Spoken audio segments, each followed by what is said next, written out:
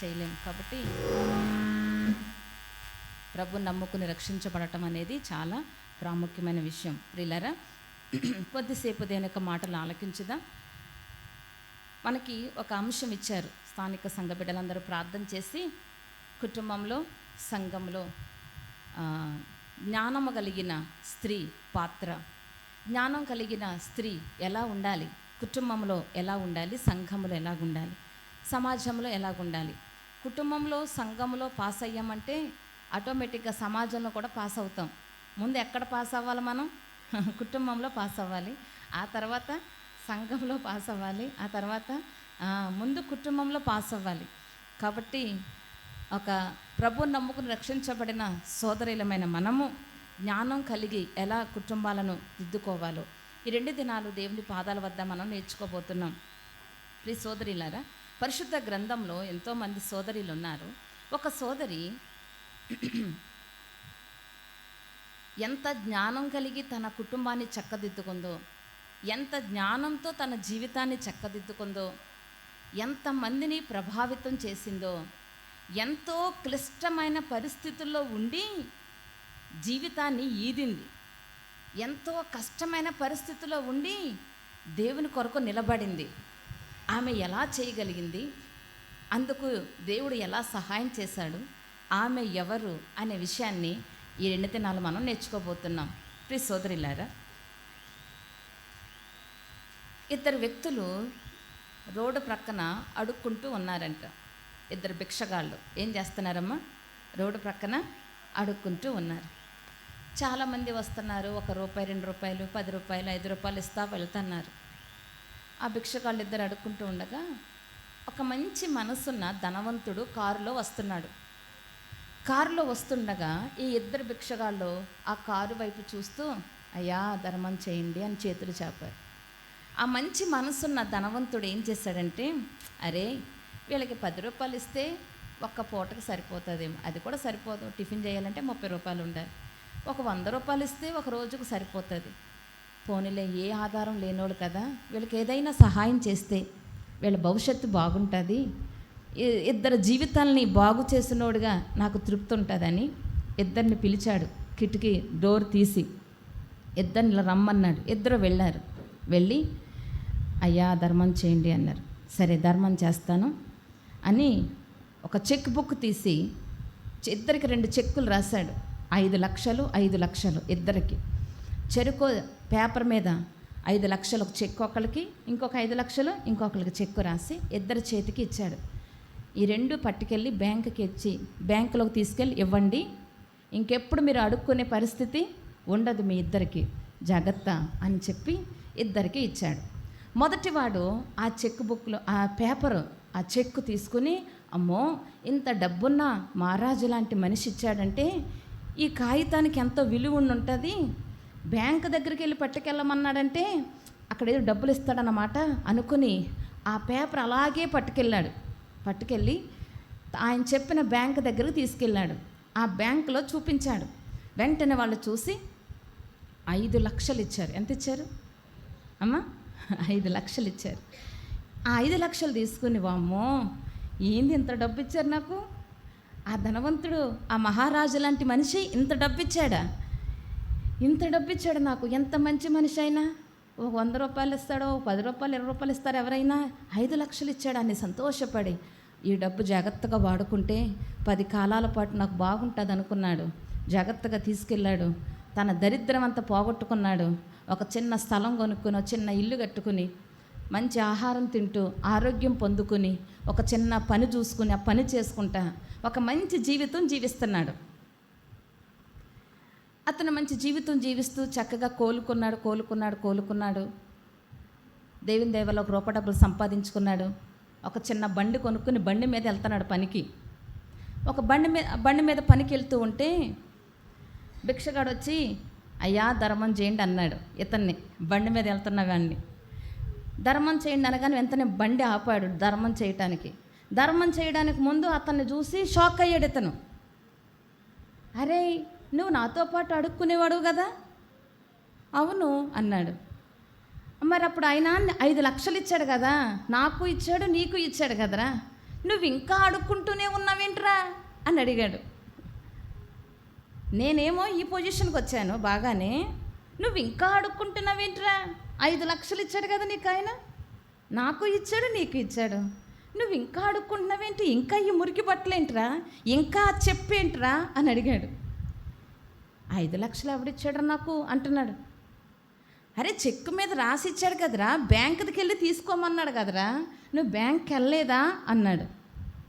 నేను వెళ్ళలేదురా. ఏముంది ఆ పేపర్ అనుకున్నాను నేను. ఏమనుకున్నాడు? ఆడిచ్చింది పేపరే కదా, ఈ పేపర్ ఎందుకు పనికొస్తుంది? డబ్బులైతే పనికొస్తాయి కానీ పేపర్ ఎందుకు? మా ఐదారోడు పేపర్ ఇచ్చాడని నాకు ఒళ్ళు మండిపోయింది, కోపం వచ్చింది, అందుకని ఆ పేపర్ నలిపి నా సంచిలో పడేశాను అన్నాడంట. ఏం చేశాడు? నలిపి ఎక్కడ పడేశాడంట? నా సంచిలో పడేసుకున్నాను రా, మళ్ళీ బ్రహ్మాండంగా అడుక్కుంటున్నాను రా అన్నాడంట. ఓరోరే, అది ఒట్టి పేపర్ కాదురా, దాని విలువెంత? 5 లక్షలు విలువైన పేపర్ రా. ఆ ధనవంతుడైన ఆ మంచి మనిషి ఊరకనే ఇవ్వలేదురా, మన జీవితాలు బాగుపడతాయని ఇచ్చాడు. ఇదిగో నేను తీసుకున్నాను, బ్యాంక్ దగ్గరికి ఆ రోజే వెళ్ళాను, 5 లక్షలు తీసుకున్నాను, నా దరిద్రం పోగొట్టుకున్నాను, ఒక స్థలం కొనుక్కున్నాను, చిన్న ఇల్లు వేసుకున్నాను, ఆరోగ్యం పొందుకున్నాను, మంచి తిండి తిన్నాను, అదిగో చిన్న పని చేసుకుంటున్నాను, పని చేసుకుని ఒక చిన్న వాహనం కొనుక్కుంటున్నాను, ఇదిగో వాహనం మీద వెళ్తున్నాను రా, ఈ స్థాయికి వచ్చాను రా నేను, నువ్వు ఇంకా ఆడుకుంటూనే ఉన్నావు అనేసరికి వాడికి కళ్ళంట నీళ్ళు వస్తున్నాయి. అప్పుడు అరే, నువ్వు నాతో పాటు అడుక్కునేవాడు ఇంత స్థాయికి వచ్చావా? నేను ఇంక ఈ స్థాయిలోనే ఉన్నానా? ఉండుండోసారి చూస్తానా బ్యాగ్లో అని బ్యాగ్ అంతా వెదిగితే నల్లగా అయిపోయిన పేపర్ కనపడింది, మడతాడిపోయి. ఇంకా పనికొస్తుందా? పరిగెట్టుకు వెళ్ళాడంట ఆశతో బ్యాంక్ దగ్గరికి. అయ్యా ఈ పేపర్ చూడండి అయ్యా, ఇందులో డబ్బులు ఉన్నాయంట అయ్యా అంటున్నాడు. ఎవడిస్తా డబ్బులు? అయ్యా దీని టైం అయిపోయింది, మేమేం చేయలేం, పేపరు నల్లగా అయిపోయింది, పేపర్కి ఇచ్చిన టైం కూడా అయిపోయింది, మేమేం చేయలేం. ప్రియులారా, ఇప్పుడు చెప్పండి, ఎందుకు అతను అదే స్థితిలో ఉండిపోయాడు? డబ్బు లేక, డబ్బు ఇవ్వక. ఎందుకనంటారు అమ్మా? చెప్పాలక్క, ఇప్పుడు స్టార్ట్ అవుతుంది అసలు లెసను అమ్మా. 5 లక్షల విలువైన పేపర్ అతని చేతికిస్తే అతను అనుకున్నాడు, ఈ పేపర్కి ఏమి లేదు. వెరీ గుడ్ అక్క, లైన్లోకి వచ్చారు మీరు. ఇది విలువ లేనిది అనుకున్నాడు. ఆ ధనవంతుడు ఇచ్చిన పేపర్కి అతను అనుకున్నాడు, ఈ పేపర్కి ఏమీ లేదు, విలువ లేదు. ఇచ్చిన వ్యక్తి ఉన్నతమైన వ్యక్తి అని తెలుసు, ఇచ్చిన ఆయన ధనవంతుడు అని తెలుసు, ఇచ్చిన ఆయన స్తోమత కలిగినోడు అని తెలుసు, ఇచ్చిన ఆయన మంచి మనసుతో ఇచ్చడని తెలుసు, కానీ దాని విలువ అర్థం చేసుకోలేకపోయాడు. ఇచ్చిన ఆయన మాటలను పెడచెవిని పెట్టాడు. మొదటివాడేమో మంచి మనసుతో విన్నాడు, వెళ్ళాడు, బాగుపడ్డాడు, దాని విలువను గమనించుకున్నాడు. ప్రియులారా, రెండో వ్యక్తి దాని విలువను ఏం చేయలేకపోయాడు, గమనించుకోలేకపోయాడు. ఇదేముంది, ఏదో పేపరే కదా, ఎంత పొడుగు ఉంది పేపర్, ఎందుకు పనికొస్తుంది, ఇది వేరుశెనగ గుళ్ళు కట్టడానికి కూడా పనికిరదు ఇది అనుకున్నాడు అతను. దాని విలువ ఎరుగక తన జీవితంలో బాగుపడలేక అలాగే ఉండిపోయాడు. సోదరులారా, చాలామంది స్త్రీలకి దేవుడు మనకిచ్చిన వాటి యొక్క విలువ తెలియదు. దేవుడు మనకిచ్చిన వాటి యొక్క విలువ తెలియక చాలామంది స్త్రీలు జీవితాన్ని సరిగ్గా జీవించలేకపోతున్నారు, దేవుడిచ్చిన వాటిని సరిగ్గా ఉపయోగించుకోలేకపోతున్నారు. కానీ పరిశుద్ధ గ్రంథంలో ఒక స్త్రీ దేవుడు తనకిచ్చిన దాని యొక్క విలువను తెలుసుకొని, విలువగా చూసి, విలువగానే జీవించి, విలువగానే కుటుంబాన్ని నిలబెట్టుకుంది. ప్రియులారా, ఆమె ఎవరంటే మొదటి సమూయేలు గ్రంథం 1వ అధ్యాయం, మొదటి సమూయేలు గ్రంథం 1వ అధ్యాయం 1వ వచనం 2వ వచనం. అందరూ తీయండమ్మా, నేను చదువుతూ ఉంటాను, మీరు కూడా నా వెనకాలే చెప్తా ఉండండి, సరేనా? అందరం చదువుదాం. అలా 223వ పేజీ, సమూయేలు మొదటి గ్రంథం 1వ అధ్యాయం 1-2 వచనాలు తీసుకున్నారమ్మా. సమూయేలు మొదటి గ్రంథం 1వ అధ్యాయం 1-2 వచనాలు. నేను చెప్పిన చోటల్లా నేను చెబుతూ ఉంటాను, నా వెనక మీరు చెప్పండి, సరేనా? ఎఫ్రాయిము మన్యమందు, రామతయిము సోఫీము పట్టణపు వాడు ఒకడుండెను, అతని పేరు ఎల్కానా. 2వ వచనంలో వీరిలో ఒకదాని పేరు హన్నా, 2వ దాని పేరు పెనిన్నా. తర్వాత వచనం 6వ వచనం చూడండి. యెహోవా ఆమెకు సంతు లేకుండా చేసియున్న హేతువుని బట్టి ఆమె వైరియగు పెనిన్న ఆమెను విసిగించుటకై ఆమెకు కోపము పుట్టించుచు వచ్చాను. ప్రియ సోదరులారా, జాగ్రత్తగా గమనించండి. మనం చదువుకున్న ఈ వచనాల్లో హన్నా అనే స్త్రీ మనకు కనపడుతూ ఉంది ప్రియులారా.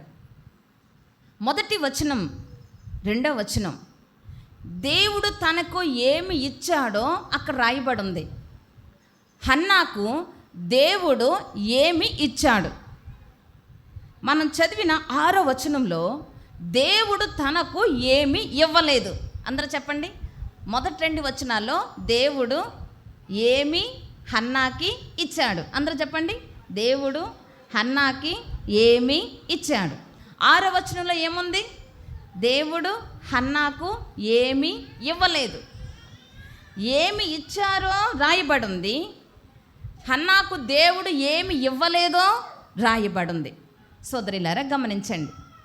దేవుడు, మీరు అనుకుంటున్నారు ఎల్కానాని దేవుడు హన్నాకి భర్తగా ఇచ్చాడు. అందరు నా వైపు చూడండి. దేవుడు హన్నాకి ఎల్కానాని భర్తగా ఇచ్చాడు. ఇందులో విశేషం ఏముందమ్మా? పెళ్ళయింది, భర్త వచ్చాడు. అది పెద్ద గొప్ప? అది పెద్ద అంత విలువైన విషయమా? నిజం ప్రియులారా, హన్నా ఎవరికి భార్య అయిందో, ఏ ఇంటికి కోడలిగా వచ్చిందో మనం అర్థం చేసుకుంటే, ఆహా, హన్నాకి దేవుడిచ్చిన భాగ్యం చాలా గొప్పది. జాగ్రత్తగా గమనిస్తే దినవృత్తాంతాలు మొదటి గ్రంథం 6వ అధ్యాయం 6వ అధ్యాయం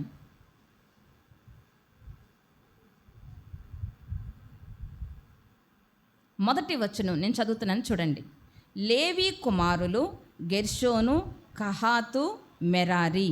ఆ తర్వాత 33వ వచనం, ఈ ప్రకారము తమ కుమారులతో కలిసి కనిపెట్టుచున్న వారెవరనగా కహాతీయుల కుమారులలో గాయకుడగు హేమాను, ఇతడు సమూయేలు కుమారుడగు యోవేలునకు పుట్టినవాడు.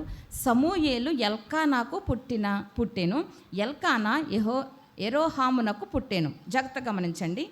ఈ ఎల్కానా ఏ గోత్రానికి చెందినోడంటే లేవి గోత్రానికి చెందినోడు. అందరూ చెప్పండి, ఏ గోత్రానికి? లేవి గోత్రానికి. అందరూ మాట్లాడాలి. ఏ గోత్రానికి చెందినోడు? చిన్నపిల్లలు చెప్పాలరా, ఏ గోత్రం?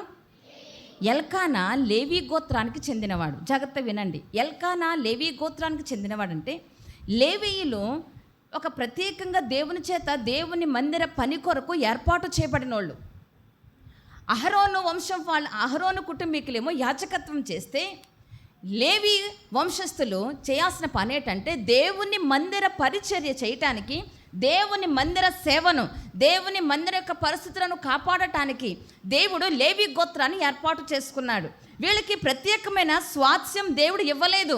మిగతా గోత్రికుల యొక్క దశమ భాగాలతో వారికి ఇవ్వబడిన స్థలాలలో కొంత భాగాన్ని లేవీయులకి ఇస్తే వీళ్ళు అక్కడక్కడ గుడారాలు వేసుకుని ఉండేవారు. అయితే ఈ ఎల్కానా ఎఫ్రాయిము గోత్రికులు ఉన్న ప్రాంతంలో ఉన్నాడు. ఎఫ్రాయిము ప్రాంతంలో ఉన్నాడు. ఆ ఊరి పేరు మీకు షార్ట్కట్లో చెప్తాను. అక్కడ చాలా పెద్ద పేరు ఉంది. దీనికి మరొక పేరు రామా. ఏం పేరమ్మది? ఆ ప్రాంతంలో ఈ ఎల్కానా ఉండేవాడు. ఇప్పుడు చెప్పండి, ఈ ఎల్కానాకి భార్యగా దేవుడు ఎవరినిచ్చాడు? దేవుడు హన్నాని ఇచ్చాడు. అంటే ఏ గోత్రానికి కోడలిగా వచ్చింది ఈమె? చెప్పాలి గట్టిగా. అతి శ్రేష్టమైన దేవుని మందిర పరిచర్య చేసే గోత్రాల్లో అడుగుపెట్టింది ఈమె. హన్నా దేవుని మందిర పరిచర్య చేసే, దేవుని శ్రేష్టమైన పరిచర్య చేసే గోత్రానికి కోడలిగా అడుగుపెట్టింది. అలాంటి మంచి విశేషమైన కుటుంబానికి వచ్చింది ఈ బిడ్డ హన్నా అనే సహోదరి. ప్రియులారా, దేవుడు తనను ఏ ఇంటికి పంపించాడో దేవుడు తనను ఏ వ్యక్తికి భార్యగా ఇచ్చాడో ఇదంతా హన్న అర్థం చేసుకుంది. అమ్మో, నాకు ఇచ్చిన భర్త, నేను వచ్చిన ఇల్లు, నేను అడుగుపెట్టిన గోత్రం విశేషమైనది. దేవుని మందిర పరిచర్య కొరకు ప్రత్యేకించబడిన కుటుంబం ఇది. నా భర్త దేవుని పరిచర్య చేసే గోత్రంలో పుట్టినవాడు, దేవుని చేత ప్రత్యేకంగా ఆశీర్వదించబడిన గోత్రంలోకి వచ్చిన దాన్ని నేను. కాబట్టి నా భర్త విలువ కాపాడాలి, నా గోత్రం విలువ కాపాడాలి, నా కుటుంబం విలువ ఏం చేయాలి? కాపాడాలి. వచ్చినది అషామాషి ఇల్లు కాదు, వచ్చినది అషామాషి గోత్రం కాదు, వచ్చినది అషామాషి వ్యక్తికి భార్యగా కాదు. ప్రియులారా, తాను ఏ ఇంటికైతే వచ్చిందో, ఏ గోత్రానికి వచ్చిందో, ఏ వ్యక్తికి భార్యగా అక్కడ అడుగుపెట్టిందో ఈ విషయాన్ని జాగ్రత్తగా గమనించుకున్న హన్నా అందుకు తగ్గట్టుగా దేవుడు తనకు ఇచ్చిన దాని విలువను గమనించుకుంది. ఎవరు చెప్పాలమ్మా? సోదరిలారా, దేవుడు మిమ్మలను ఏ ఇంటికి, ఏ వ్యక్తికి భార్యగా పంపించాడో, ఏ ఇంటికి కోడలిగా పంపించాడో, ఏ ఊరికి మిమ్మలను ఆ ఊరి కోడలిగా ఆ ఊరిలో అడుగు పెట్టించాడో దాని విలువ మీరు తెలుసుకోవాలి. ముందు ఏం తెలుసుకోవాలి అమ్మా? దేవుడు నీకు ఇచ్చిన దాని యొక్క విలువను తెలుసుకోవాలి. చాలామంది సోదరీలు ఒక్కొక్క ఇంటికి ఒక్కొక్క కోడలు వస్తుందమ్మా. ఆ కోడలు వచ్చిందంటే ఇల్లంతా 3 చెక్కలు, 3 ముక్కలు 6 చెక్కలు కదా. ఇల్లంతా గందరగోళం, ఇల్లంతా ఒకటే గొడవలు, సమస్యలు. ఒక్కొక్క స్త్రీ ఒక్కొక్క ఇంటిలో అడుగు పెట్టిందంటే బాంబు పేలినట్టే. ఎందుకో తెలుసా? వాళ్ళకి విలువ తెలియదు. దేవుడిచ్చిన భర్త విలువ తెలియక, దేవుడిచ్చిన ఇంటి విలువ తెలియక, దేవుడిచ్చిన కుటుంబం విలువ తెలియక, దేవుడిచ్చిన ఊరు విలువ తెలియక తక్కువగా చూస్తారు. అడుక్కునేవాడు రెండోవాడు ఎలా పేపర్ విలువ ఇదేముందలే అనుకున్నాడు. చాలామంది అదే పొజిషన్లో ఉన్నారు సోదరీలారా. ఎందుకు హన్న ఇంత చక్కగా తన కుటుంబం విలువ తెలుసుకుంది? ఇంతగా తన కుటుంబం విలువ తెలుసుకోవటానికి వెనుక ఉన్న కారణం ఏంటంటే, ఆమె ఒక పని మంచిగా చేసేది. తాను నమ్ముకున్న దేవుడు ఎవరో బాగా తెలుసుకుంది. ఎవరు? హన్నా, నీకు దేవుడంటే ఎలా తెలుసు, దేవుడిని నువ్వు ఎలా అర్థం చేసుకున్నావు అని అంటే హన్నా మనకు ఒక మాట చెప్తుంది. ఏమని చెప్తుంది చూడండి, ఒక్క పేజీ తిప్పండి. 2వ అధ్యాయం 3వ వచనం. 2వ అధ్యాయం 3వ వచనం. మొదటి సమూయేలు గ్రంథం 2వ అధ్యాయం 3వ వచనం. నేను చెప్తాను, అందరు చెప్పండి అమ్మా. యెహోవా అనంత జ్ఞానియగు దేవుడు. యెహోవా అనంత జ్ఞానియగు దేవుడు. హన్న దేవుడిని ఏమని అర్థం చేసుకుంది? చెప్పాలందరు గట్టిగా. హన్నమ్మా, నీకు దేవుడు ఏమని అర్థమయ్యాడమ్మా అని అంటే, నా దేవుడు ఎవరో తెలుసా? అనంత జ్ఞానియగు దేవుడు. నేను ఆరాధిస్తున్న దేవుడు, నేను పూజిస్తున్న దేవుడు, నేను సేవిస్తున్న దేవుడు, నేను ప్రార్థిస్తున్న దేవుడు అనంత జ్ఞానియగు దేవుడు. అలాంటి జ్ఞానం గల దేవుణ్ణి ప్రార్థించి, అలాంటి దేవుణ్ణి గణపరుస్తూ, అలాంటి జ్ఞానం గల దేవుణ్ణి ఆరాధిస్తూ దేవుని దగ్గర నుండి నేనేం పొందుకున్నాను? జ్ఞానం పొందుకున్నది. అందుకని హన్న ఏమైంది? జ్ఞానవంతురాలయ్యింది. అందరూ చెప్పండి, ఎవరు అమ్మా? అది సంగతి. జ్ఞానవంతురాలు. దేవుని సన్నిధిలో జ్ఞానవంతుడైన దేవుని పాదాల వద్ద ప్రార్థన చేసుకుంటూ దేవుణ్ణి అంటిపెట్టుకున్న ఈ స్త్రీ దేవుని దగ్గర నుండి జ్ఞానాన్ని పొందుకుంది. ఆ జ్ఞానంతో దేవుడిచ్చిన వాటి విలువను సరిగ్గా అర్థం చేసుకుంది. ప్రియులారా, ఇప్పుడు చెప్పండి, జ్ఞానవంతురాలు చేసే పని ఏంటంటే దేవుడిచ్చిన దాని విలువను అమ్మా, అది దేవుడు నీకు ఏమైతే ఇచ్చాడో వాటి విలువను తెలుసుకుని బ్రతుకుతారు, వాటి విలువను గ్రహించుకుని బ్రతుకుతారు. అయితే ఇంత జ్ఞానవంతురాలైన ఈ హన్నాకి దేవుడు ఏమివ్వలేదంట అమ్మా? చెప్పాలి, ఏమివ్వలేదు? సుసన్న చెల్లి ఇక్కడికి వచ్చారా? ఈ పిల్లలు కొంచెం కంట్రోల్ చేసి. ఏమివ్వలేదంట? విలువైన కుటుంబాన్ని ఇచ్చాడు దేవుడు, కానీ ఎవరిని ఇవ్వలేదంట? పిల్లల్ని ఇవ్వలేదు. జాగ్రత్తగా గమనించండి. జ్ఞానవంతురాలైన హన్న దేవుడిచ్చిన కుటుంబం యొక్క విలువను తెలుసుకుంది, దేవుడు ఇవ్వని దాని వెనుక ఉద్దేశాన్ని కూడా తెలుసుకుంది. ఇచ్చిన దాని విలువ తెలుసుకుంది, ఇవ్వని దాని వెనుకున్న దేవుని ఉద్దేశాన్ని తెలుసుకుంది. మనకి బాగా ఇష్టమైంది ఏంటంటే దేవుని దగ్గర నుంచి అన్నీ తీసుకోవటం ఇష్టము. ఏదైనా అడిగింది ఇవ్వకపోతే దేవుడు మనకేమొస్తుంది? భలే కోపం వస్తుంది కదా, భలే చిరాకు వస్తుంది, భలే విసుగు వస్తుంది. ఆ విసుగు, ఆ కోపం, ఆ చిరాకు ఎవరి మీద చూపిస్తాం? సేవకుల మీద, పెద్దల మీద, శైల సమాజం నడిపించే సేవకురాల మీద, ఆంటీ మీద, సంఘస్థుల మీద, మొత్తం సంఘం మీదే. నేను ఎన్నో సంవత్సరాల నుంచి ప్రార్థన చేస్తున్నాను. దేవుడు ఏం చేశాడు? పాస్టర్ గారు కూడా ఇంటికి వచ్చి ప్రార్థన చేశారు, ఏం జరగలేదు. సంఘం అంతా ప్రార్థన చేశారు, ఏం జరగలేదు. సోదరిలారా, ఆ లెక్కల్లో చెప్పుకుంటే హన్నా కూడా మందిరం మానేయాలి కదా. ఎందుకని? దేవుడు ఏమి ఇవ్వలేదు అమ్మా. ఇచ్చిన దాని విలువ, కుటుంబం విలువ బాగానే అర్థం చేసుకుంది. ఇవ్వకపోయిన దానిని కూడా అర్థం చేసుకుంది. ఎవరు? అందుకు ఆమె జ్ఞానవంతురాలయ్యింది. ఎవరు జ్ఞానం గలగ స్త్రీ అంటే దేవుడు ఇచ్చిన దాని విలువ తెలుసుకొని ఉండాలి. నెంబర్ 2, దేవుడు ఏమైనా ఇవ్వకపోతే ఇవ్వని దాని వెనుక దేవుని ఉద్దేశం ఏమై ఉందో అర్థం చేసుకోవాలి. దేవుడు ఒకటి నీకు ఇవ్వలేదంటే మూతు ముడుచుకోకూడదు. దేవుడు ఇవ్వలేదంటే దాని వెనుక దేవునికి ఏముంది? ఒక ఉద్దేశం. అందరూ చెప్పండి, ఏముంది? దేవుడు ఏదైనా నీకు ఇవ్వలేదంటే దాని వెనుక ఏముంది దేవునికి? అందరూ చెప్పాలి గట్టిగా. అక్క, అందరూ మా బజార్లో అందరూ డబ్బున్న వాళ్ళేనక్క, మాకే అంత లేదక్క అన్నావంటే దాని వెనక దేవునికి ఏముంది అమ్మా?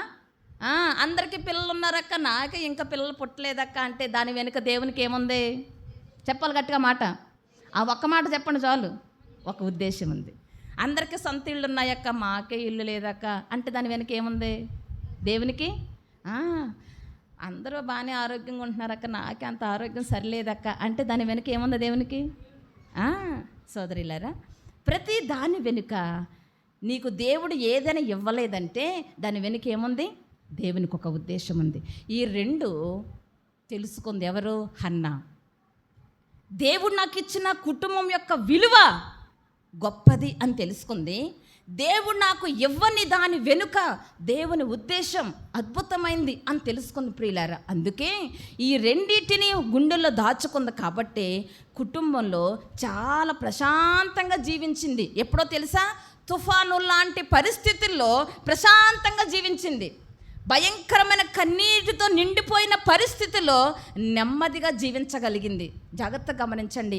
దేవుడు తనకి పిల్లల్ని ఇవ్వకపోతే అన్న ఏం చేస్తుందమ్మా? కానీ పెనిన్న ఏం చేసేదంట? నోరెత్తిందంటే చాలు, ఏ గొడ్రాలా అనేది. ఎవరిని అమ్మా? ఏదన్నా చిన్న తేడా వచ్చిందా? ఏ గొడ్రాలా, నోర్మయ్య, నువ్వు మాట్లాడుకో, నువ్వు మాట్లాడతావు సరిపోవు, నేను పిల్లగల తల్లిని, నా కడుపు చల్లన, నా చెయ్యి చల్లన, నేను మాట్లాడతాను, నువ్వు పిల్లల కన్నా గొడ్రాలివి, నువ్వు మాట్లాడుకో. ఇంటికాడ బాధే. సరే, మందిరానికి వెళ్ళి బలి అర్పిస్తుంటే ఎల్కానా ఏం చేసేవాడు? పెనిన్నాను పిలిచి ఇదిగో నీ భాగం, కొడుకుల్ని పిలిచి ఇదిగో నీ భాగం, కూతుళ్ళని పిలిచి ఇదిగో నీ భాగం. హన్నా ఇలారా, నీకు 2 అనేవాడు. ఏమనేవాడు? నీకు 2 అని ఎప్పుడైతే ఇచ్చాడో ఎవరికి ఒళ్ళి మండిపోయేది? తిన్నకు ఒళ్ళి మండిపోయేది. ఇంటికాడ గొడవ, మందిరంలో కూడా ఈ గొడ్డు దానికి 2 పాళ్ళు ఎందుకు? నాకిస్తే నేను సంతోషం, ఎందుకంటే నేను పిల్లల్ని కన్నా దాన్ని, దానికి ఎందుకు 2 పాళ్ళు? ప్రియులారా, ఇంటికాడ మనశ్శాంతి లేదు, ఇంటికాడ తన్నుకులాటే. మందిరానికి వెళ్ళి ప్రశాంతంగా ప్రార్థన చేసుకుందామన్న స్థలంలో కూడా ఏమొచ్చింది?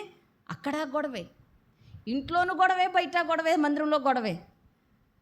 అప్పుడు హన్నా కనిపించాలి కదా, ఛీ ఎలాంటి బ్రతుకు ఎందుకు బతకాలి, ఎలాంటి జీవితం ఎందుకు జీవించాలి, చచ్చిపోతే బాగుండు కదా.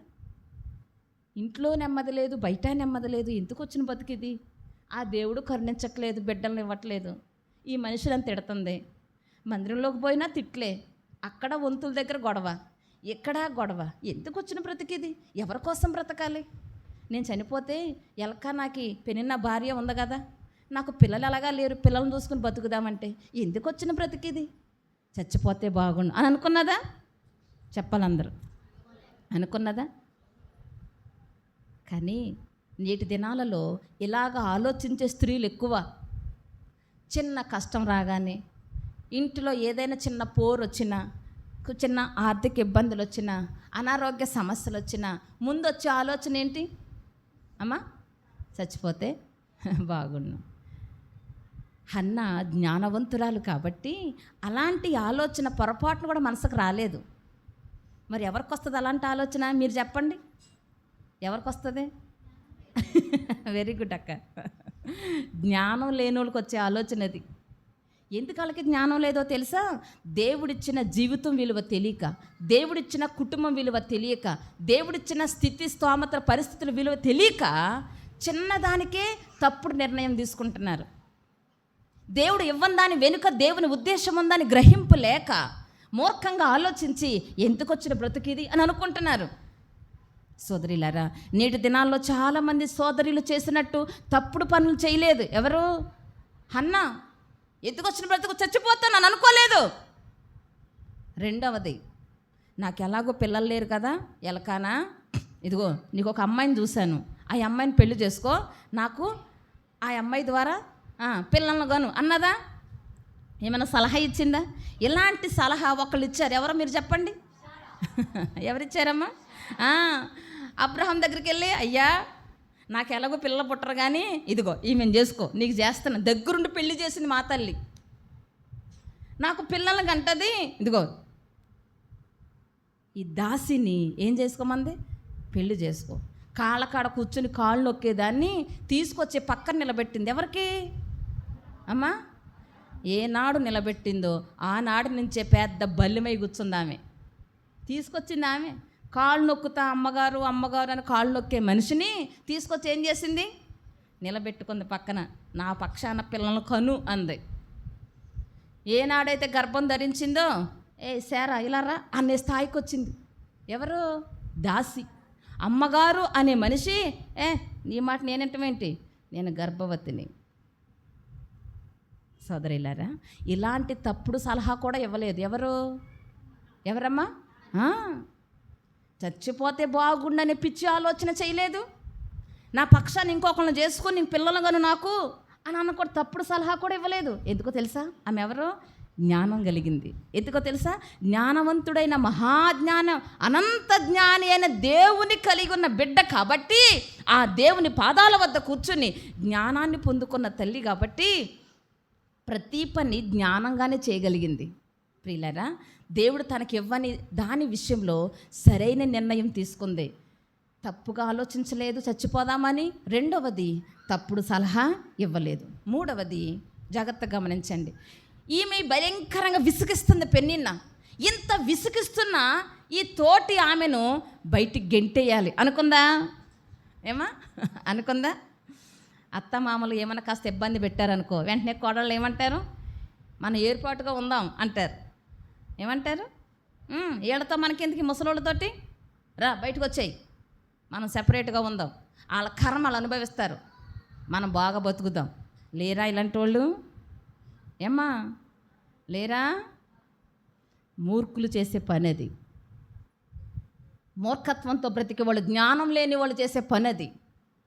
ఒకే ఇంటిలో ఉన్నా కానీ పెనిన్న భయంకరంగా వేధిస్తుంది. ఈ వేధించే దాన్ని బయటికి గెంటేయాలి. ఎందుకని?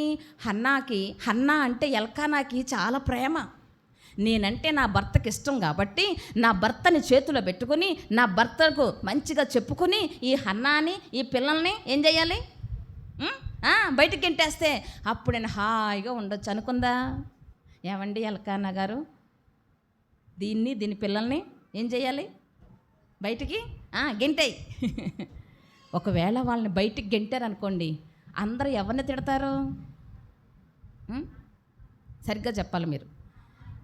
ఎల్కానా కనుక హన్నా మాట విని పెనిన్నాని పిల్లల్ని బయటికి పంపించేశాడు అనుకోండి, నిర్దాక్షిణ్యంగా రోడ్డు మీద పడేశాడు అనుకోండి, అందరూ ఎవరిని తిడతారు? అమ్మా, వెరీ గుడ్ అక్క. ఎవరిని తిడతారు? ఎల్కానాని. ఓరి లేవి గోత్రంలో పుట్టినోడా, దేవుని మందిర పరిచర్య చేసేవాడా, దేవుని చేత దీవించబడిన గోత్రంలో పుట్టినోడా, ఇంత దరిద్రమైన పని చేసావా? అంతమంది పిల్లలతో భార్యని బయటికి గెంటేసావా? ఇంత దుర్మార్గ పని ఎలా చేసావు మానకొండ మందిరానికి వెళ్తున్నావు, మానకొండ ఆరాధన చేస్తున్నావు, మానకొండ బలర్పిస్తున్నావు, ఇంత దుర్మార్గ పని చేసావా? సోదరిలారా, ఎంతమంది ఎలకనని నిన్నంటారు? లోకమంతా కాకులే ఎలకనని పొడిచేవాళ్లే. అందుకే హన్న ఆ పని కూడా చేయలేదు. హన్న ఆ పని కూడా చేయలేదు. కోపంతో తనని విసిగిస్తున్న పెనిన్నాని బయటకు గెంటే పని కూడా చేయలేదు. ప్రియులారా, ఇది బయటకు పోతే నేను హాయిగా ఉండొచ్చు అనుకోలేదు. ఆమె జోలికి కానీ ఆమె పిల్లల జోలికి కానీ పొరపాటున వెళ్ళలేదు. ఆమె చేసిన 4వ పని, నేనే బయటికి వెళ్ళిపోదాం అనుకోలేదు. ఇంత కష్టమైన ఇంటిలో, ఇంత బాధ పెడుతున్న ఇంటిలో, ఇంత నెమ్మది లేని ఇంటిలో ఏడుస్తూ అన్నం తింటాం మానేసిదంట. ఎవరు? అమ్మా అన్న. అన్నం తింటూ మానేసేంత బాధ. సోదరులమైన మనకి ఎప్పుడు అన్నం తినకుండా మానేస్తాం? మీరు చెప్పాలి. చెప్పండి అక్క, మీకు తెలిసిన బాగా తెలుసు. మౌనంగా ఉండద్దు. ఎప్పుడెప్పుడు అన్నం తింటే మానేస్తారు మీరు చెప్పండి అమ్మా. ఆరోగ్యం బాగున్నప్పుడు, ఇంకా బాధగా మనసులో బాధ ఉన్నప్పుడు, 3వది భర్త గారు గొడవ పడినప్పుడు, కోపం వచ్చి ఒక దెబ్బ కొట్టినప్పుడు కదా, అత్త మామ కాస్త బాధ పెట్టినప్పుడు, తోటి కోడలు ఆడపడుచులు ఇబ్బంది పెట్టినప్పుడు, అమ్మోళ్ళ ఇంటికి వెళ్ళొద్దు, ఫోన్ మాట్లాడొద్దు అన్నప్పుడు కదా, మీ వాళ్ళు ఎవరైనా ఇక్కడికి వచ్చారా ఊరుకోను అన్నప్పుడు, ఇవన్నీ మనకి ఏం కలిగిస్తాయి? అప్పుడు ఏం చెయ్యం మనం? ఫస్ట్ చేసే పని ఏంటంటే అన్నం తినటం మానేయటం. మన అలకంత దేని మీద చూపిస్తాం? ఈసారి నేర్చుకోండి, శుభ్రంగా తినేసి కోపకిచ్చండి. తినకపోతే నీరసం వస్తుంది కదమ్మా. నీరసం వస్తే ఎంతసేపు కూర్చుంటారు? అలాగే కూర్చుంటానికి బలం రావాలి కదా, కోపగించి కూర్చోవడానికి బలం రావాలి కదా. కాబట్టి ఏం తినాలి? కోపంతో ఇంక 2 గిన్నెలు ఎక్కువ తినాలి, 2 గ్లాసులు జావ ఎక్కువ తాగాలి.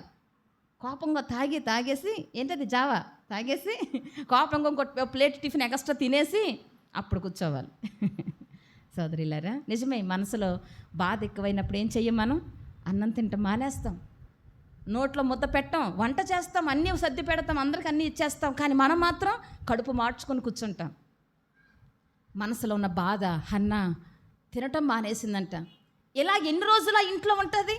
తినటం మానేసి ఆ బాధ దిగమింగుకుంటూ, ఆ కన్నీరు కార్చుకుంటూ, తన ఇంటి వారు ఎవరికి చెప్పకుండా, కనీసం భర్తకు కూడా కంప్లైంట్ ఇవ్వకుండా అలాగే భరిస్తూ కూర్చుంది. ఏదో ఒక రోజున, అయ్యా నేను ఇలాంటి పరిస్థితుల్లో, ఇలాంటి ఇంటిలో నేను కాపురం చేయలేను, నా వల్ల కాదు, నేను వెళ్ళిపోతున్నాను మా అమ్మగారింటికి. బయలుదేరిందా సూట్ కేసు పట్టుకుని? చెప్పండి, మీ బైబిల్లో ఉందా హన్న అమ్మగారింటికి వెళ్ళిపోయిందని? ఎక్కడన్నా ఉందా? చెప్పాలి మీరు అమ్మా. మరి ఇంత బాధలు ఎలాగుందా ఇంట్లో? రోజు ఏడవటమే, రోజు కన్నీరే, రోజు దుఃఖమే.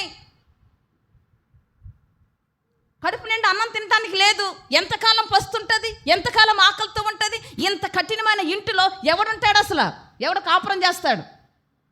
సోదరిలారా, మరి ఏం చేయాలి? వెళ్ళిపోవాలి కదా. వెళ్ళిపోయిందా? లేదు. సముద్రం లాంటి కన్నీటి పరిస్థితి, కానీ అక్కడే ఉంది.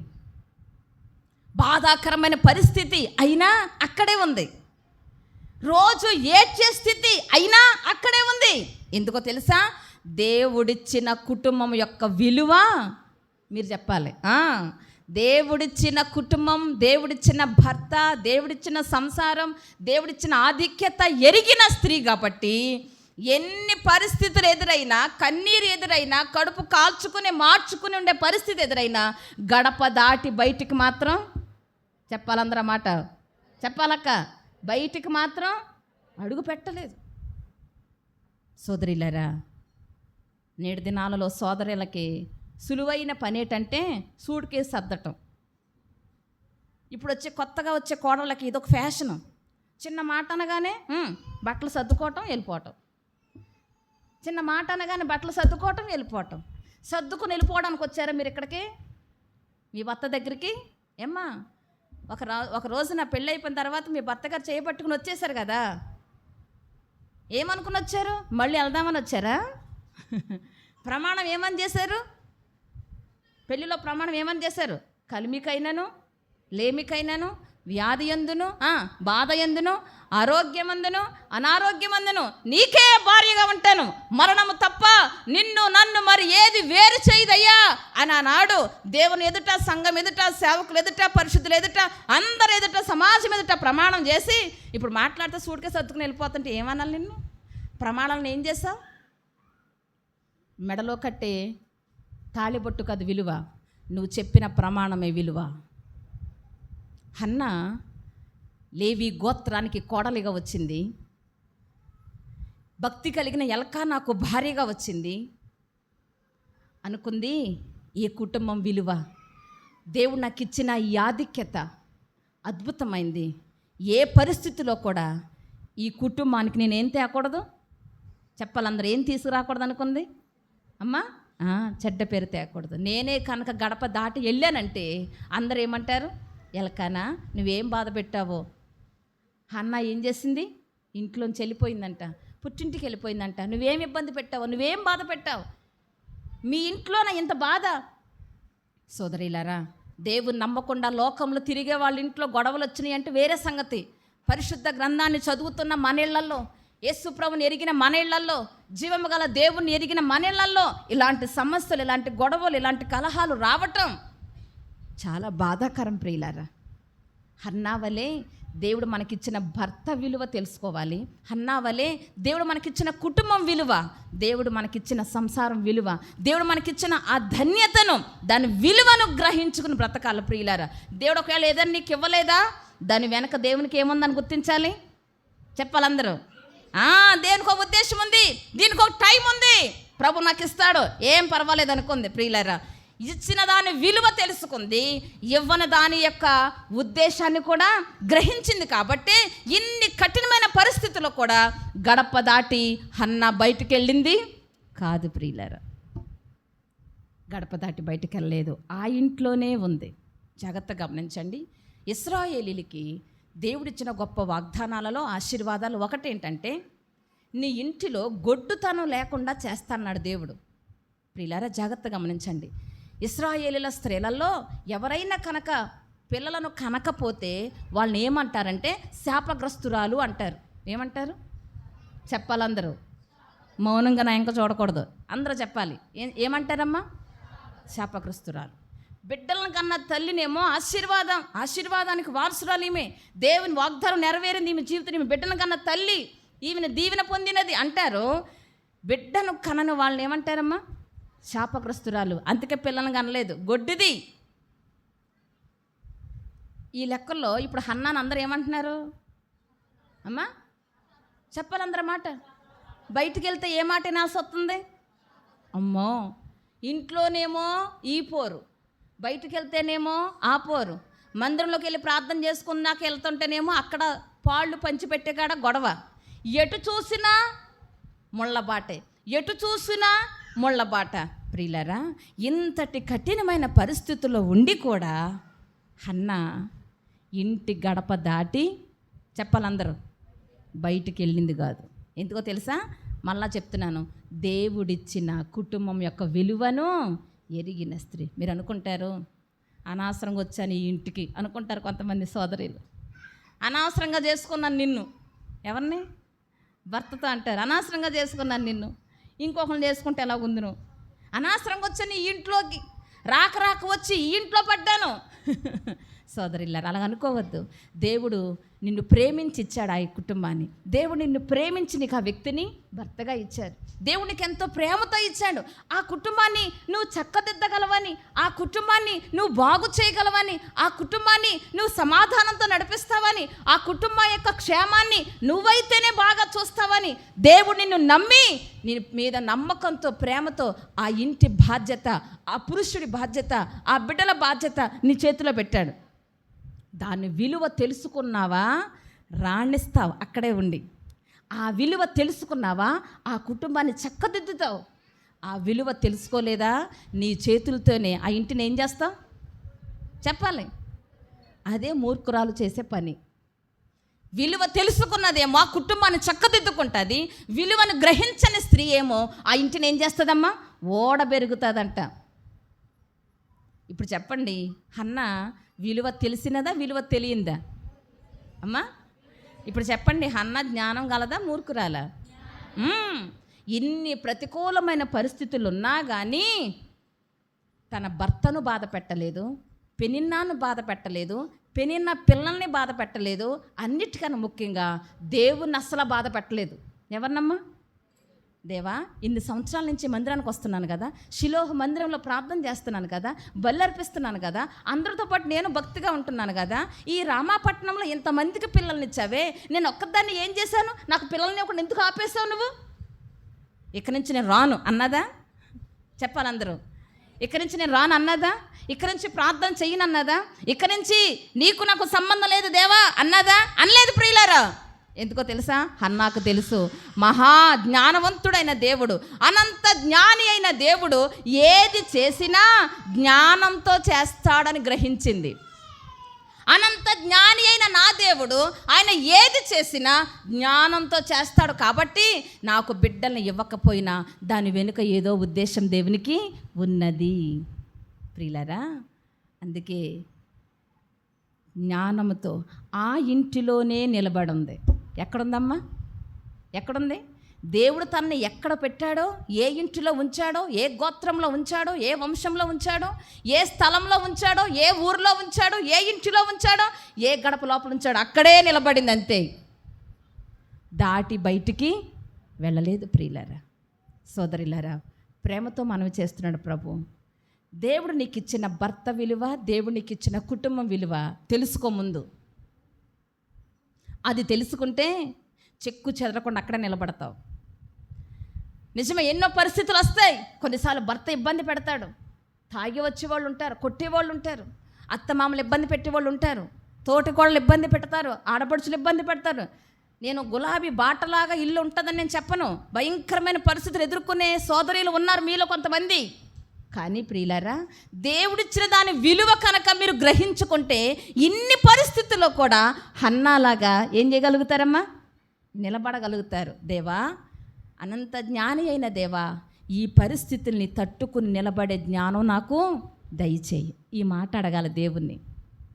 దీవించు, ఆశీర్వదించు, కాపాడు, ఈ ప్రార్థనే కాదు. ఏమని అడగాలి? అనంత జ్ఞాని అయిన దేవా, హన్నాకు నువ్వు అనంత జ్ఞాని అయిన దేవుడు అని అర్థమయ్యావు. ఇప్పుడు నాకు కూడా అర్థమయ్యావు, నువ్వు మహాజ్ఞానం గల దేవుడు అని. అందుకే నీ పాదాలు పట్టుకుంటున్నాను. నా కుటుంబంలో పరిస్థితులన్నీ వ్యతిరేకంగానే ఉన్నాయి ప్రభువా. నాకంత కన్నీరే, మనసుకు నెమ్మది లేదు, వేదన, బాధ, రోదన, కరువు, కష్టం నన్ను ఇబ్బంది పెడుతున్నాయి. కానీ ఈ కుటుంబంలో నిలబడి, ఈ ఇంటిలో నిలబడి నమ్మకంగా ఈ కుటుంబాన్ని భద్రం చేసుకోవటానికి నాకు జ్ఞానాన్ని ఇవ్వు ప్రభువా.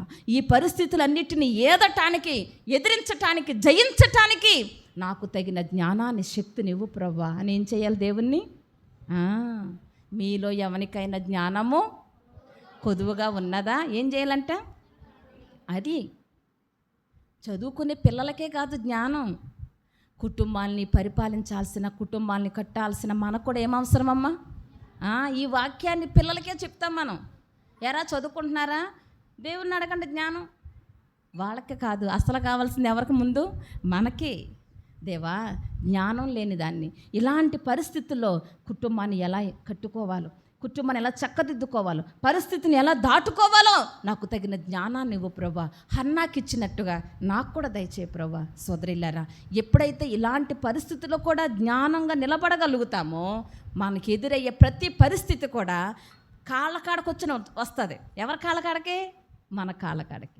ఒక రోజున మన ఎదురుగుండా నిలబడి భయపెట్టిన పరిస్థితులు, నీ ఎదురుగుండా నిలబడి గొలియాతులాగా నిలబడి భయపెట్టిన పరిస్థితులు ఒక రోజున నీ కాళ్ళకాడ బోర్లా పడతాయి. అర్థమవుతుందా? జ్ఞానం గల దేవుని దగ్గర జ్ఞానాన్ని సంపాదించుకొని దేవుడిని నిలబెట్టిన చోట నిలబడి నువ్వు జీవించగలిగితే,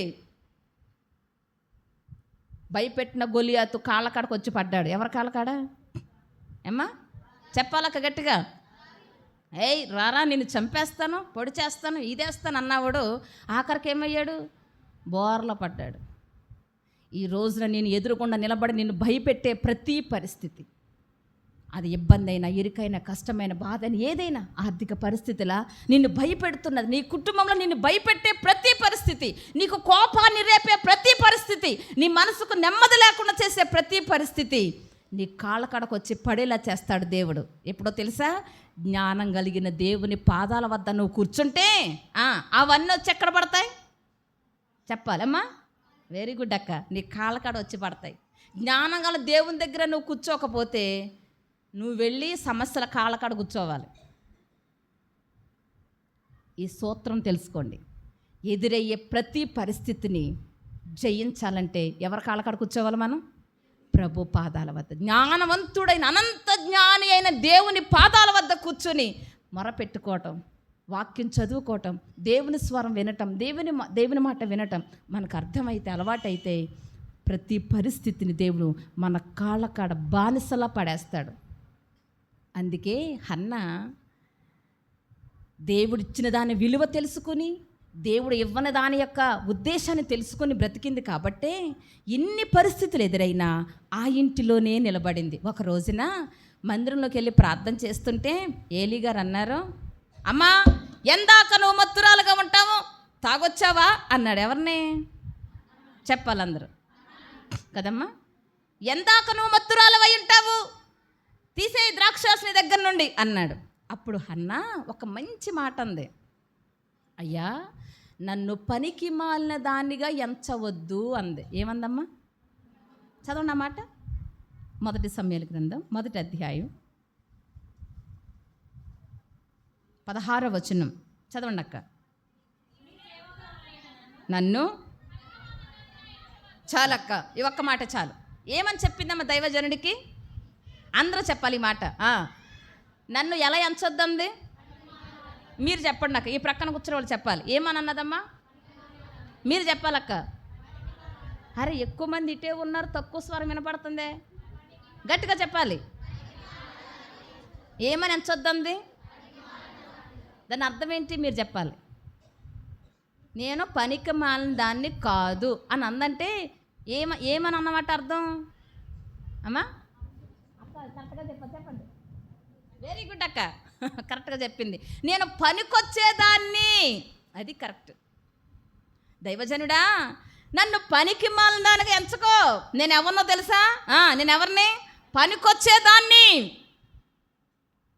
తానెవరో తనకు కరెక్ట్గా అర్థం చేసుకుని చెప్పింది. దైవజనుడా నేను పనికి మాలిన దాన్ని అయితే ఇంట్లో ఉండేదాన్ని, నేను పనికి మాలిన దాన్ని అయితే పిన్ని నాని నా ఇంట్లో ఉంచేదాన్ని కాదు. నేను పనికి మాలిన దాన్ని అయితే ఈయనతో కాపురం చేసేదాన్ని కాదు. నేను పనికి మాలిన దాన్ని అయితే నా భర్తకి ఎప్పుడో చెడ్డ పేరు తెచ్చేదాన్ని. నేను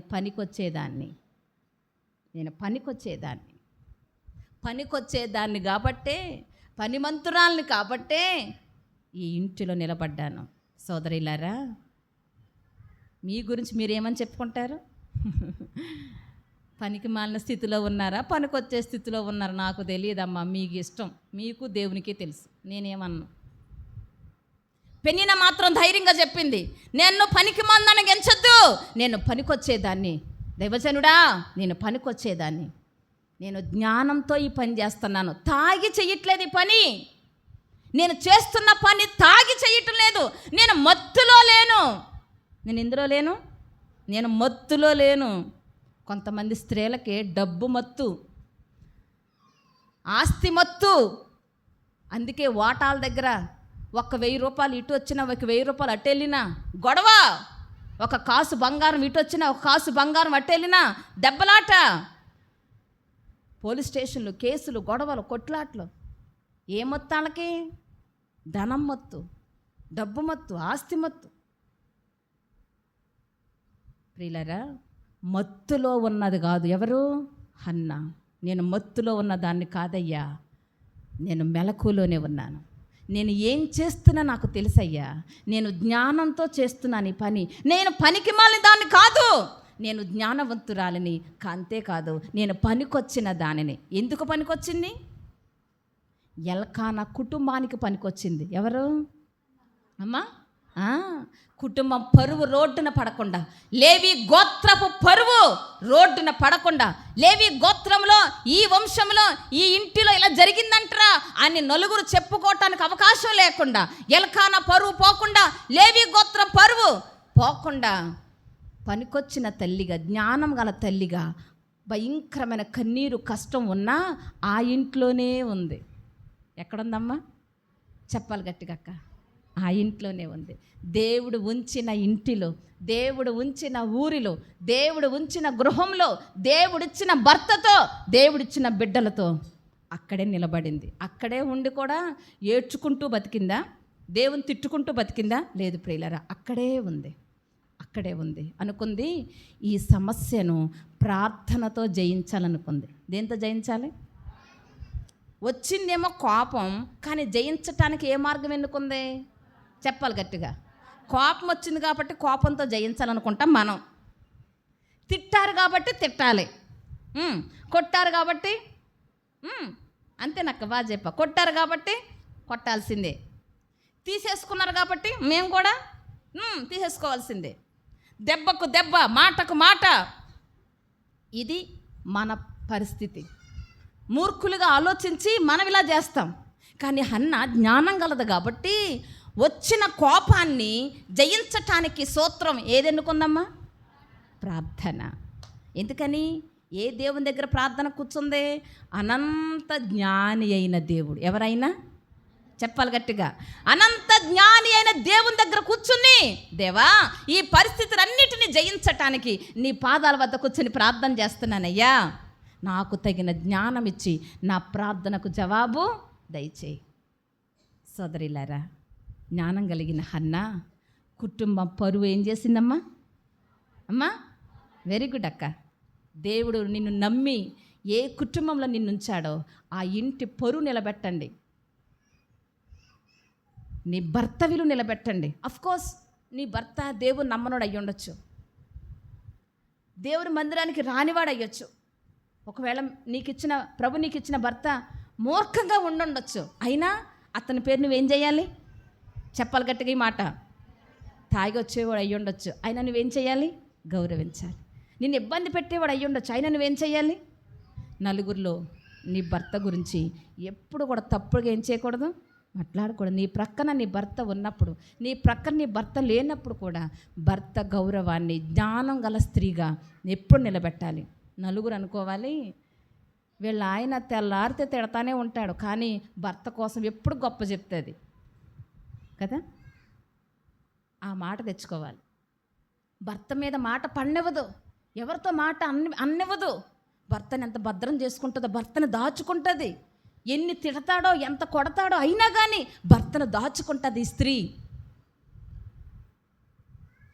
నీ భర్త ఊరి మీద నడుచుకుంటూ రోడ్డు మీద వెళుతుంటే అనుకోవాలి, అరే వీడు తాగుబోతుడైనా వీడి భార్య నమ్మకస్తురాలిరా, వీడు భయంకరమైన మూర్ఖంగా బ్రతుకుతున్నా ఇతని భార్య నెంబర్ 1 రా, ఇతని భార్య మంచి భక్తి గలదురా, ఆమె వల్ల ఇతను బాగున్నాడురా, ఆమె చేస్తున్న ప్రార్థన వల్లే ఇతను బతుకుతున్నాడురా.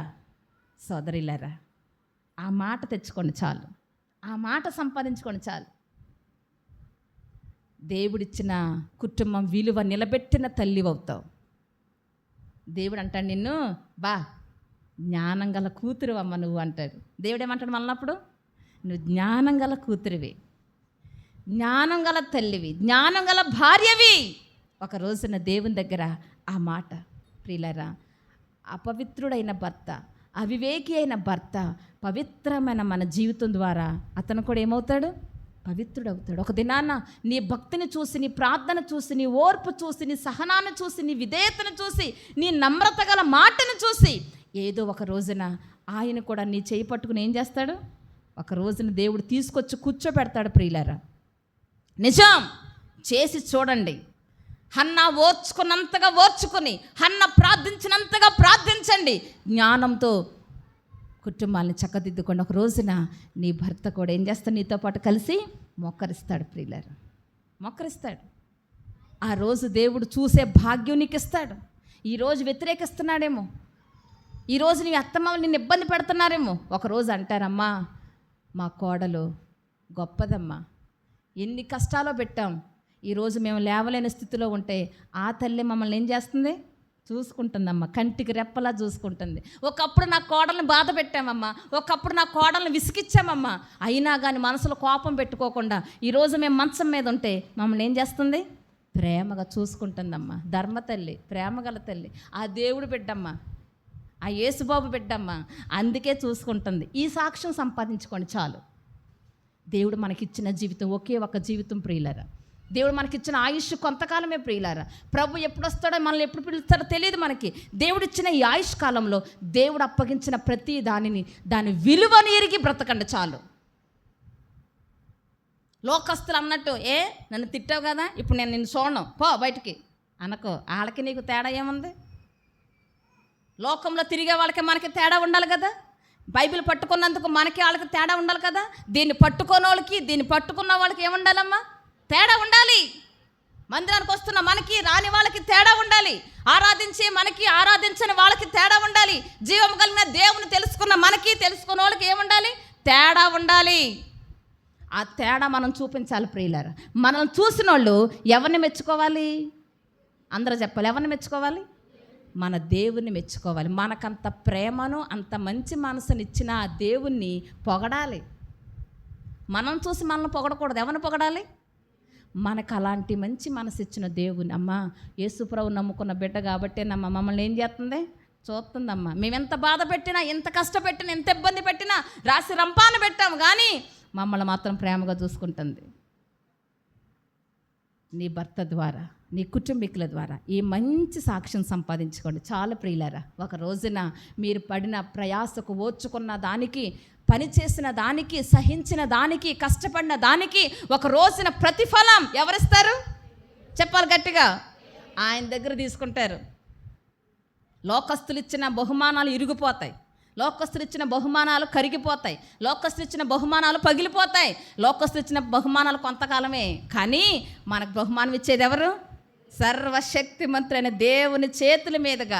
నీకిచ్చిన ఆయుష్ కాలంలో ఎంత నమ్మకంగా బ్రతికావో, నీకిచ్చిన కుటుంబం యొక్క విలువను తెలుసుకొని, నీకిచ్చిన భర్త యొక్క విలువను తెలుసుకొని, నీకిచ్చిన బిడ్డలు, నీకిచ్చిన ఇంటి వారు విలువ తెలుసుకొని ఎంత జ్ఞానంగా వాళ్ళని చక్కదిద్దుకున్నావో, వీటన్నిటి గల ఒక బహుమానం దేవుని చేతుల మీదుగా ఒకరోజు మనం ఏం చేస్తాం? తీసుకుంటాం. ఆ రోజున ఎంత సంతోషంతో గంతులేస్తావో, దేవా భూమి మీద ఉన్నప్పుడు ఎంత కష్టపడ్డానో, కానీ ఈ రోజున ఏం చేస్తున్నాను నీ దయ వల్ల? ఈ బహుమానం. ఆ కష్టానికి ఇప్పుడు జీతం. భూమి మీద నువ్వు పడ్డ కష్టానికి ఎక్కడ జీతం ఉంటుంది? చెప్పాలక్క అందరూ. ఎక్కడ జీతం? ఇక్కడ పని చేస్తే జీతం ఎక్కడ? ఈ లోకంలో మనం ఉద్యోగాలు చేస్తాం కదా, ఇక్కడ ఉద్యోగం చేస్తాం, జీతం ఎక్కడ? ఇక్కడే. లోకంలో చేసే ఏ ఉద్యోగానికైనా ఇక్కడే ఉద్యోగం, ఇక్కడే జీతం. కానీ దేవుని విషయాలలో ఎక్కడ పని చేస్తే ఎక్కడ జీతం? అక్కడ జీతం.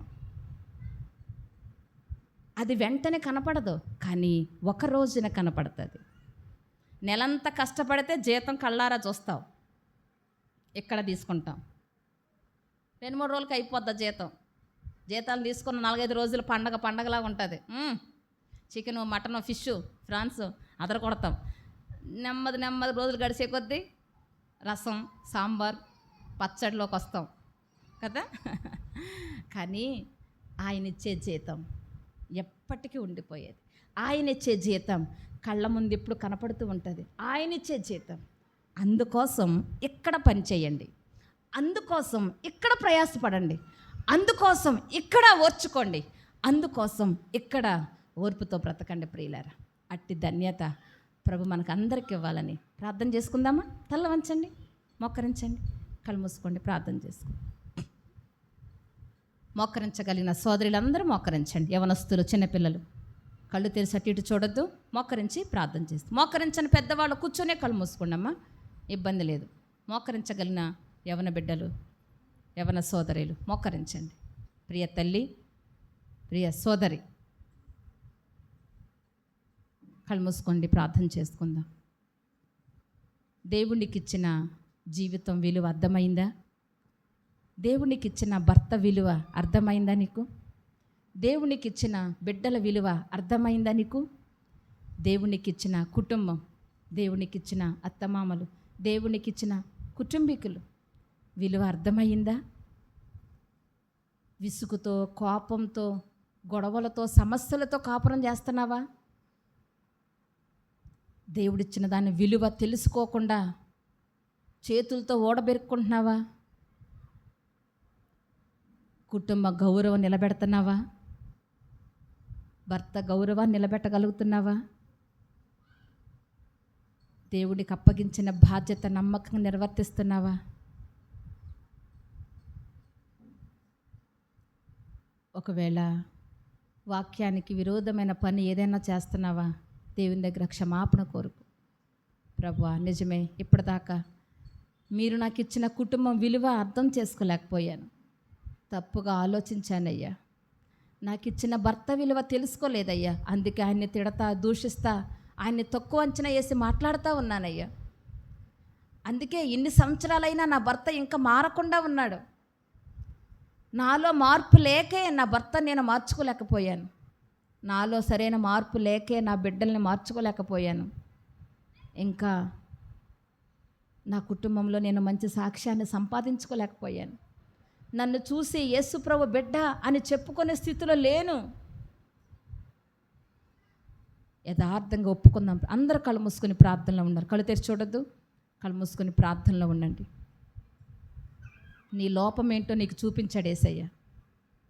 నీ తప్పేంటో నీకు అర్థమయ్యేలా చేశాడు. కుటుంబాన్ని సరైన మార్గంలో చక్కదిద్దుకుంటున్నావా? నిజమే, ఎన్నో ప్రతికూల పరిస్థితులు హన్నాకు వచ్చినాయి ప్రియులారా. అన్నిటినీ దాటుకుంది, అన్నిటిని ఓర్చుకుంది, అన్నిటినీ జయించుకుంది. జ్ఞానం కలిగిన దేవుని పాదాల వద్ద జ్ఞానాన్ని సంపాదించుకుని జయించింది ప్రియులారా. ప్రతి సమస్యకు పరిష్కారం ఉందని, దేవుని పాదాల వద్ద అది మనకు దొరుకుతుందన్న సత్యాన్ని మర్చిపోవద్దు. నిన్ను భయపెడుతున్నది, నిన్ను బాధ పెడుతున్నది, నీకు నిద్ర లేకుండా చేస్తున్న పరిస్థితి ఏంటో జ్ఞానం గల దేవుని పాదాల వద్ద పెట్టు. సోదరిల్లారా, లేవి గోత్రం యొక్క పరువు నిలబెట్టింది హన్నా. ఎల్కానా కుటుంబం యొక్క పరువు నిలబెట్టింది హన్నా. కోపం, కన్నీరు, తిండి లేని స్థితి ఇన్ని బాధ పెడుతున్నా కానీ కుటుంబ పరువు నష్టపోకుండా ఆమె కష్టపడింది, ఆమె ఇబ్బంది పడింది. కానీ భర్తని ఇబ్బంది పెట్టలేదు, పెనినాని ఇబ్బంది పెట్టలేదు, దేవుణ్ణి బాధ పెట్టలేదు. కారణం 2 విషయాలు. దేవుడిచ్చిన దాని విలువ తెలుసుకుంది, దేవుడు ఇవ్వని దాని వెనుక ఉద్దేశాన్ని తెలుసుకుంది. జ్ఞానం కలిగింది కాబట్టే ఈ 2 కరెక్ట్గా తెలుసుకుంది. ప్రార్థన చేసుకోండి. దేవా, ఇప్పటిదాకా నువ్వు ఇవ్వని దాని గురించి నేను బాధపడ్డాను. ఎందుకు నాకు ఇవ్వలేదు దేవుడు, నాకు ఎందుకు ఇవ్వట్లేదని తిట్టుకున్నాను. కానీ ఇవ్వని దాని వెనుక ఉద్దేశం ఉందని, అది ఉన్నతంగా ఒక రోజున మీరు ఇస్తారని నాకు అర్థమైందయ్యా. మీరు ఇచ్చింది ఎంతో విలువైతే నాకు అర్థమైందయ్యా. విలువైన దాన్ని విలువగా చూస్తాను ఇక నుండి. దయగల మా తండ్రి, మీరు మాకు అనుగ్రహించిన శ్రేష్టమైన వాక్య భాగానికి స్తోత్రాలు. జ్ఞానం కలిగిన స్త్రీగా ఉన్న హన్నా జీవితం ద్వారా కొన్ని విషయాలు మీరు మాకు నేర్పించారయ్యా. నాతో, నీ బిడ్డలందరితో మీరు మాట్లాడారు. ప్రియ తల్లులు, సోదరులు విన్న ఈ మాటలు వాళ్ళ హృదయంలో ఫలింపచే ప్రభువా. జ్ఞానం గల స్త్రీ పాత్ర కుటుంబంలో ఎలా ఉంటుందో మీరు మాకు తెలియచేస్తుండగా, ఏ విషయంలో నీ బిడ్డలు తప్పిపోయారో, ఏ విషయంలో నీకు అవమానాన్ని తెస్తున్నారో, ఏ విషయంలో వెనక దిగజారిపోయారో దేవా, ఏ విషయంలో కుటుంబాన్ని నష్టం చేసుకుంటున్నారు మీరు స్పష్టంగా మాట్లాడారు ప్రభువా. మీరు ఇచ్చిన దాని విలువ తెలుసుకుని, ఇవ్వని దాని వెనుకొన్న ఉద్దేశాన్ని తెలుసుకుని, జ్ఞానంతో కుటుంబాన్ని చక్కదిద్దుకోవడం, జ్ఞానంతో జీవితాన్ని చక్క చేసుకోవడం నేర్పించయ్యా. కుటుంబ పరువు నిలబెట్టడానికి, కుటుంబ మర్యాద నిలబెట్టడానికి, మీరిచ్చిన భర్త యొక్క విలువ నిలబెట్టడానికి, భర్తను గౌరవించేవారిగా, గౌనుల యొద్ద భర్త కొనియాడబడే స్థితిలో ఉండటానికి దేవా, అందుకు తగిన ఆత్మీయ జీవితాన్ని ప్రతి తల్లికి, సోదరికి దయచేయండి. వీరి ప్రార్థన వల్ల, వీరి ఓర్పు సహనం వల్ల కుటుంబాలు ఆత్మీయంగా ఎదగటానికి, ఇంటి వారందరూ రక్షించబడటానికి, ఒక దినాన కుటుంబం అంతా కలిసి నీ పాదాల వద్ద మోకరించి మిమ్మల్ని ఆరాధించే స్థితిలో ఉంచమని, ప్రతి తల్లిని అట్టి స్థితిలో దీవించమని యేసయ్య పరిశుద్ధ నామన స్తోత్రం చెల్లించి ప్రార్థించి ప్రతిఫలం పొందినాము తండ్రి. ఆమేన్. అందరికీ వందనాలమ్మా.